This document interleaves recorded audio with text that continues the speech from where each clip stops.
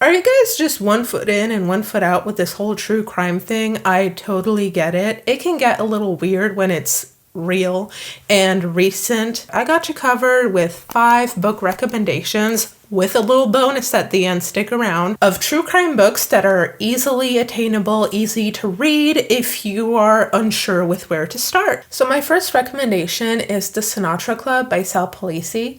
This is a really interesting recollection of Sal Polisi's time in the New York City Mafia.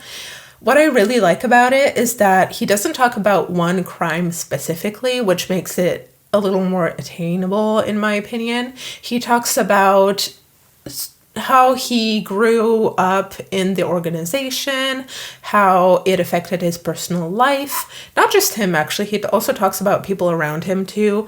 Bonus points if you read it while you're in New York City. And it's really cool because he uses storytelling to really just take you into the organization. He does talk about some crimes that he was a part of, he did, that he knew of, and how the mafia was intertwined with the New York City police. It's really interesting, and I think it's just enough true crime to where you're not fully in it, but you kind of get a sense of it. It's a good first step, if you will. The next book I want to tell you about is Deviant by Schechter. Now, I specifically can recommend this book because I have personally read it, but in this instance, I'm really recommending reading about Ed Gein, the serial killer. He is one of the first, if very only few, serial killers of his kind.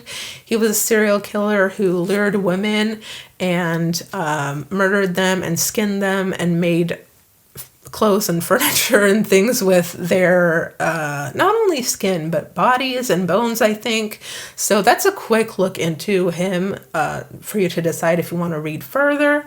What's interesting about Ed Gein is that as we know, fiction takes inspiration from real life, and if you are into horror or creepy things in fiction or in pop culture, I mean, he is the inspiration for so much. So he inspired Norman Bates from Psycho. He inspired, the Tooth Fairy from Silence of the Lambs. He inspired the Texas Chainsaw Massacre.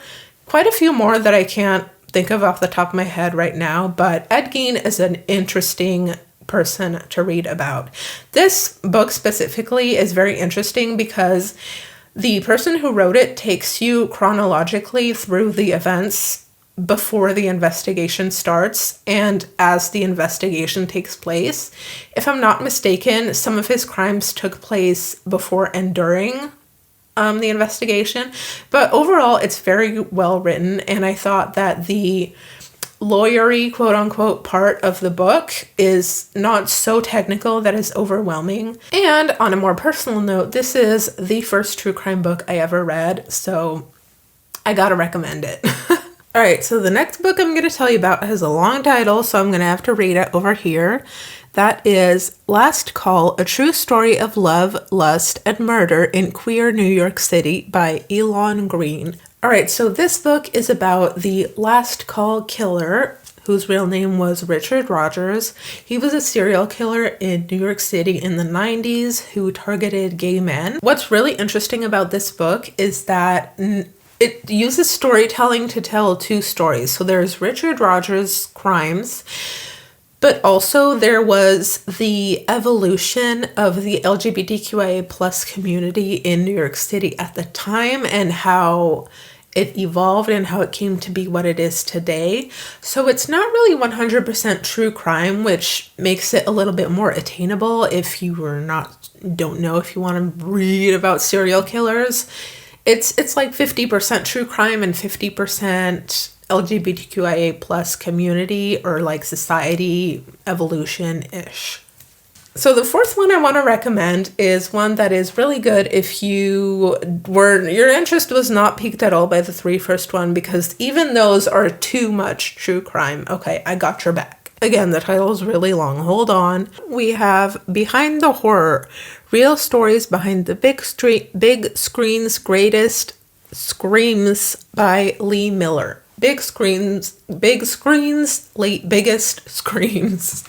by Lee Mellor. So this is a really cool book if you are into horror or like creepy pop culture in general. Every chapter in this book talks about a different horror movie. So these are vintage classics, like there was Nightmare on Elm Street, Texas Chainsaw Massacre that I kind of touched on earlier. There's like The Exorcist, other movies like that. And every chapter kind of digs into the real life crimes that inspired the movies. This is really interesting because, like I said, it's like half in, half out. I think it's interesting to kind of see, like I said, how real life impacted fiction and how director artists, I suppose, take inspiration and how they kind of decline it in different movies and such. This book is really, really cool as your first true crime book. Also, I think this book would be a cool, like, true crime inspired movie spree where you could just take the book and watch every movie that is referenced in it. That's kind of a cool idea, actually. So the last book I want to recommend, and its companion, the 6th bonus book, I kept for last specifically because I know this is a topic that people might have a harder time getting into, and that is sexual assault on children. So I myself find that it's very touch and go depending on who wrote about it and how it is written. I've read multiple on this topic and it's very hit or miss. So the book I'm telling you about is A Stolen Life by Jaycee Dugard. Now, if you don't know Jaycee Dugard, she was kidnapped when she was 11 years old. Now, I think this was the 90s or 80s perhaps. I read this a while ago. But it talks about her, well, she wrote it, so it's an autobiography, which is why I think this is maybe more approachable for people, because when someone else writes about a child's sexual assault, it's very different. I feel like it's a little bit dehumanizing, but when someone writes about their own experience, she approaches the situation differently, and it is almost reassuring to know that everything you know about the crimes that are things that she is okay with you knowing about, if that makes sense. And so she was kidnapped for over 10 years, and A Stolen Life is about how the events leading up to her kidnapping, while she was kidnapped, and how she eventually left her captor. And so the companion book I'm recommending you read is Freedom, also by Jaycee Dugard. I don't know if she published them separately. Freedom is about her recovering or her finding herself. Actually, the real title of the book is Freedom, A Book of Firsts, and she talks about all the things she got to do for the first time or all of her recovery period after her kidnapping. Because obviously she was kidnapped at 11. She hadn't lived that many things before that. She didn't get to experience growing up, basically.